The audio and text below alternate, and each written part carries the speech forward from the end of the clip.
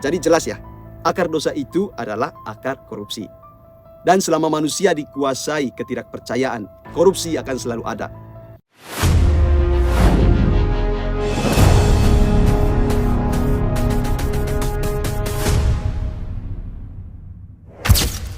Kenapa korupsi terus ada, padahal hukum sudah jelas melarang?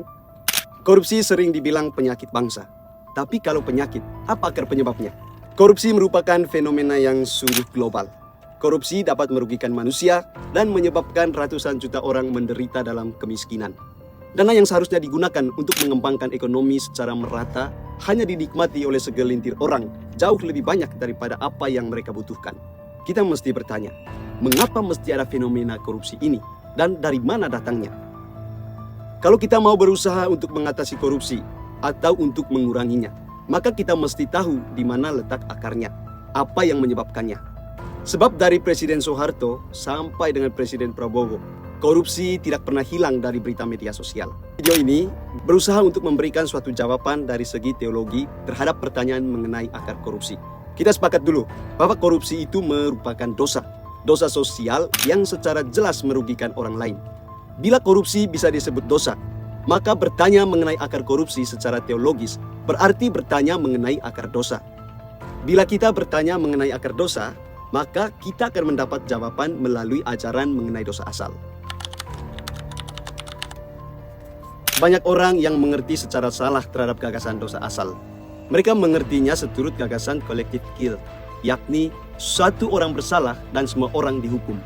Padahal arti sebenarnya, dosa asal berbicara mengenai suatu situasi yang menyebabkan orang berdosa. Thomas Aquinas misalnya mengatakan dalam Summa Theologiae-nya, pada pokok berikut harus kita bicara mengenai alasan dosa yang berasal dari manusia. Sedangkan manusia lama seperti iblis bisa menjadi alasan dosa dengan mempengaruhi orang lain dari luar. Ia masih juga mempunyai suatu cara istimewa untuk menyebabkan dosa dalam diri orang lain melalui melahirkan. Maka kita harus berbicara tentang dosa asal. Yang dimaksudkan dengan istilah dosa asal bukan dosa sebagai perbuatan.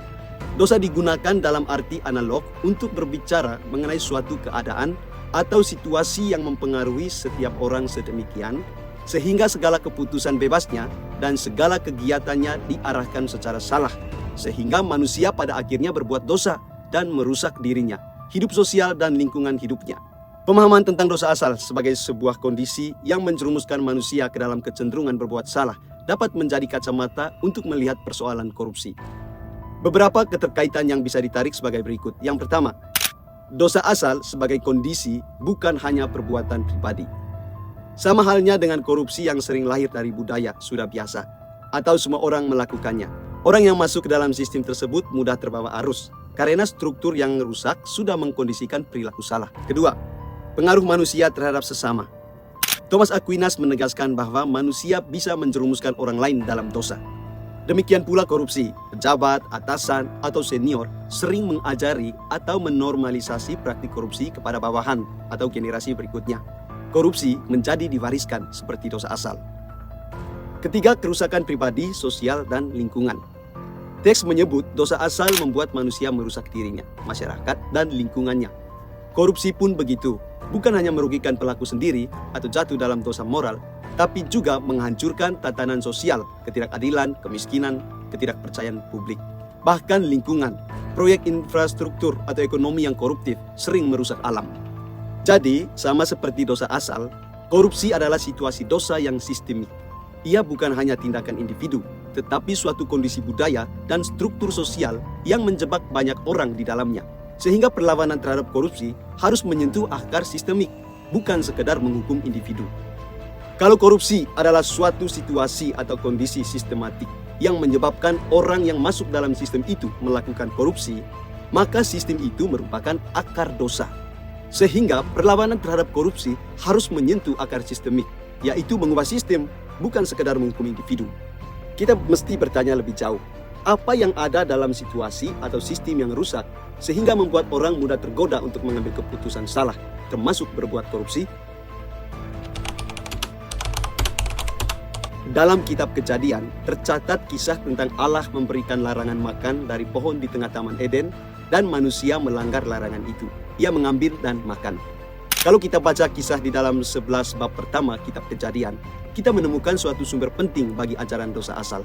Kita bisa gali di situ suatu akar yang lebih mendalam yang memberikan suatu pengertian baru kepada kita mengenai akar dosa dan obat yang bisa menyembuhkannya. Gambaran dan tafsiran yang lebih mendalam itu ditemukan dalam karya besar Eugen Drewerman. Drewerman memperlihatkan bahwa di balik tindakan manusia untuk mengambil dan makan buah dari pohon terlarang itu, terdapat suatu proses perkembangan dalamnya manusia semakin mencurigai maksud baik Allah. Dan berdasarkan rasa curiga itu, ia terdorong untuk melanggar perintah Allah. Saya mau menggambarkan secara singkat proses perkembangan curiga yang menghasilkan dosa pertama manusia. Pada bab kedua, kitab Kejadian menggambarkan kedekatan antara Allah dan manusia. Allah membentuk manusia dengan tangannya sendiri, menghembuskan nafasnya sendiri ke dalam hidung manusia. Allah menyediakan Taman Eden untuk manusia. Allah menciptakan perempuan untuk saling melengkapi. Manusia bahagia dalam situasi Taman Eden. Tetapi Allah memberi juga larangan untuk tidak boleh makan dari pohon di tengah taman itu. Dan itulah akan menjadi sumber persoalan. Lalu tiba-tiba muncul ular sebagai tokoh kedua yang menggambarkan pertentangan yang terjadi dalam diri manusia. Rayuan ular untuk memakan buah di tengah Taman Eden membuat manusia bertanya, mengapa Allah melarang kami untuk memakan buah itu? Bayangan itu mulai membukakan suatu celah bagi masuknya curiga ke dalam batin manusia. Bagaimana mungkin Allah mengadakan suatu taman penuh pohon berbuah lezat dan kemudian Allah melarang manusia untuk memakannya? Dengan adanya rasa takut di satu pihak dan keinginan di pihak lain, maka objek keinginan itu menjadi semakin kuat dan curiga itu juga semakin berkembang. Suara ular mengatakan, kamu tidak akan mati. Waktu kamu memakannya, matamu akan terbuka dan kamu akan menjadi seperti Allah. Dengan demikian, objek keinginan menjadi semakin menarik. Pelan-pelan terjadi perubahan pikiran dan kesadaran dalam diri manusia. 1. Buah pohon itu baik untuk dimakan. 2. Sedap kelihatannya. 3. Lagi pula, pohon itu menarik hati karena memberi pengertian. Inilah terjadi proses perubahan dalam pikiran dan kesadaran manusia. Maka semakin beranilah manusia untuk melanggar perintah Allah itu. Setelah mereka memakan buah itu, apa yang terjadi? Mata mereka terbuka, tapi tidak melihat diri setara dengan Allah, tetapi melihat diri telanjang. Manusia sadar akan kerapuan mereka sebagai makhluk jasmani. Rasa takut dan cemas menjadi semakin kuat. Makin parah lagi, manusia mesti mengandalkan diri sendiri. Kalau setiap orang mengandalkan kekuatannya sendiri, maka sesama mulai dicurigai.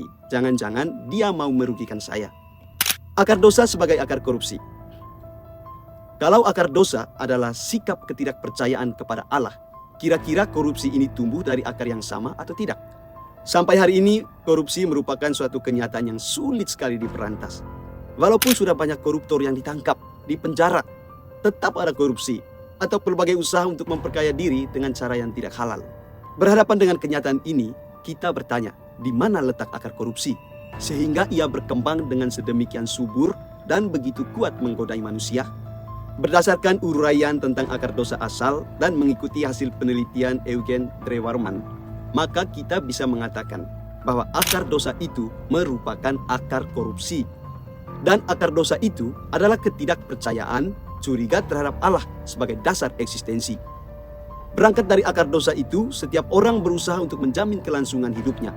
Ia mesti mengumpulkan harta milik sebagai jaminan hidup, dan ia selalu berada dalam persaingan dengan manusia lain. Ia mesti menyingkirkan sebanyak mungkin orang dalam bisnis, dalam perdagangan, dalam karir, dan sebagainya. Dalam situasi dan keadaan persaingan demikian, orang akan selalu berusaha untuk menciptakan dan menggunakan kesempatan untuk bisa memperkaya diri dengan cara yang kurang halal sekalipun. Kita mesti melihat lebih teliti. Apa artinya ketidakpercayaan? Apa artinya jauh dari Allah? Apakah orang yang rajin ke rumah ibadat dan banyak berdoa misalnya, kebal terhadap korupsi karena mereka memiliki kepercayaan itu? Dalam bahasa Indonesia, kata kepercayaan dan kata iman bisa digunakan secara bergantian dengan arti yang kurang lebih sama. Kepercayaan mesti dimengerti sebagai keyakinan bahwa Allah bisa diandalkan, bisa dipercaya. Kerelaannya untuk menopang manusia tidak perlu diragukan. Sepertinya kita juga perlu belajar dari Martin Luther mengenai pemahamannya mengenai iman. Semboyan dasarnya Martin Luther bahwa kita dibenarkan Allah, sola fide, hanya karena iman. Iman dalam hal ini ialah kita yakin dari hati terdalam Allah bisa diandalkan. Kita mempercayakan diri ke dalam tangan Allah. Bagaimana kita menilai akar dosa dalam dunia zaman sekarang? Akar dosa yang sekaligus merupakan akar korupsi merupakan suatu gaya berpikir. Gaya berpikir kapitalisme yang meyakini bahwa manusia mesti mengatur segala tindakan dan struktur kehidupan sehingga menguntungkan dirinya guna menjamin dirinya, menjiwai semua sistem politis, peraturan perdagangan. Gaya berpikir kapitalisme menempatkan persaingan sebagai motor perkembangan ekonomi. Kedua, gaya berpikir nasionalisme yang mencari nama, gengsi, kuasa, pengaruh bagi bangsanya dan merendahkan bangsa lain dan usaha menguasai mereka guna mendapatkan keuntungan dari mereka. Sedangkan komunisme kelihatan bertentangan dengan semangat kapitalisme itu dan mengutamakan kepentingan bersama. Tetapi kita alami pada abad ke-20 bagaimana sebuah negara komunis berkembang menjadi kapitalisme negara. Pertanyaan terakhir kita adalah bagaimana cara memerangi korupsi? Pertama, membutuhkan suatu usaha serius dan kontinu untuk sungguh membentuk iman, yakni sikap yang yakin bahwa Allah bisa dipercaya, bisa diandalkan sebagai sumber kehidupan. Suatu sikap yang membebaskan orang dari paksaan untuk mencari dan mengumpulkan semakin banyak harta kekayaan. Kedua, orang yang secara pribadi sudah dibenarkan oleh iman, sudah menjadi yakin akan Allah yang benar itu, mesti berjuang dan berusaha untuk menciptakan struktur sosial dan politik yang dijiwai oleh semangat yang benar, yang sanggup menganggap yang lain lebih utama daripada diri sendiri. Kedua aspek ini perlu diusahakan secara serentak. Pertobatan pribadi tanpa perubahan struktur perdagangan dan peraturan sosial akan tidak efektif. Jadi jelas ya, akar dosa itu adalah akar korupsi. Dan selama manusia dikuasai ketidakpercayaan, korupsi akan selalu ada. Sekencang apapun hukum ditegakkan. Nah, menurut kalian, bagaimana cara paling nyata untuk melawan akar korupsi di zaman sekarang? Tulis pendapat kalian di kolom komentar. Jangan lupa like dan share supaya semakin banyak orang sadar bahwa korupsi bukan cuma masalah hukum, tapi masalah iman.